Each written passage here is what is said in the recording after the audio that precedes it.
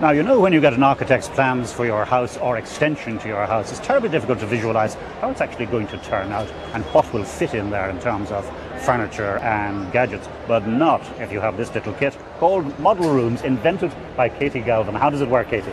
Well, it's basically a very simple way of understanding plans. The idea is that you put together your house plan using the magnetic scaled walls, windows and doors, and then put the furniture in. And generally speaking, if you put furniture into a room set, it becomes more real and it helps people to understand how the space will actually function.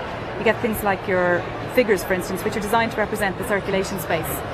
And these are, what scale are those to now? This represents a person? This represents a person, exactly, and including the circulation space that would be required for a person to comfortably work. So, and you can change the size of the room? You can, absolutely. They're magnets, so you can reuse it and rework it as often as you want. You can basically create as many different options as you like, move the pieces around. So for instance, check if you've got good circulation space. In this case, you'd need to push that out to make correct space for two people to fit between the sink and the cooker there. So it just helps to throw up snags. This saves you from discovering that the dining room table won't fit in the dining room. Exactly, yeah. Spot it before you've built it, and then hopefully you can get it right. And who's using these then? Well, anyone who's building an extension, self-builders, interior designers find them very useful. Again, if they're talking to clients and trying to understand what it is the client wants, it's a quick way of visualising and getting a sense for that space.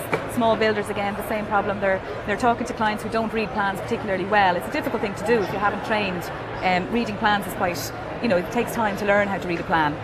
Whereas with Modelrooms, you get an understanding of what the space will do for you without having to read the plan.